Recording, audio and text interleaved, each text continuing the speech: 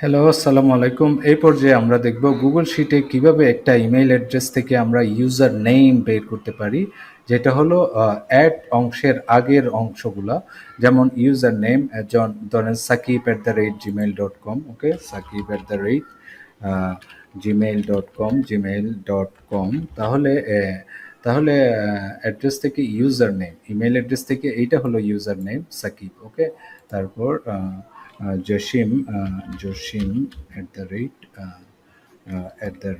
@yahoo.com, yahoo.com, ওকে।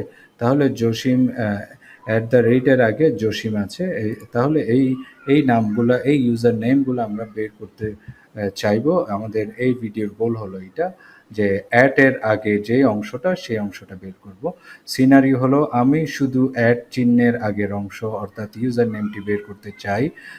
Left এবং find option এক্ষেত্রে আমরা ব্যবহার করব ইউজার নেমকে আলাদা করার জন্য। তাহলে আমি যদি ইজ ইকুয়াল টু দেই, এখানে ফর্মুলাটা দেওয়া আছে কিভাবে করতে হবে আসলে। লেফট, ওকে, লেফট ফাংশনটা দিলাম। আমি কোন সেল থেকে লেফট অংশটা নিতে চাই সেই সেলটা সিলেক্ট করে দিলাম, ওকে। আমি ফাইন্ড অপশন দিলাম। ফাইন্ড অপশন কি কাজ করবে, ওকে।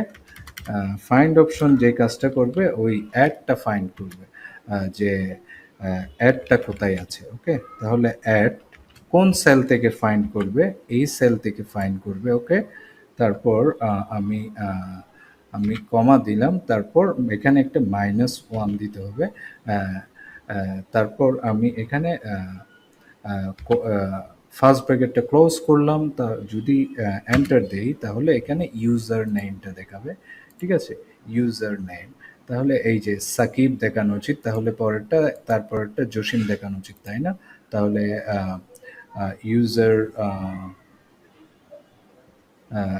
ইউজারের যে ব্যাপারটা আমি যদি এভাবে টান দেই, তাহলে সাকিব, জসিম, এভাবে এভাবে যত ইমেল অ্যাড্রেস আছে তার ইউজার নেম আমরা এইভাবে, ধরেন আপনার 1000 ইমেল অ্যাড্রেস আছে, আপনি খুব সহজেই 1000 জন স্টুডেন্টের 1000 জন স্টুডেন্ট, যদি স্টুডেন্ট হয় 1000 জন স্টুডেন্টের ইউজার নেম খুব সহজেই বের করে ফেলতে পারবেন উইদিন সেকেন্ডে।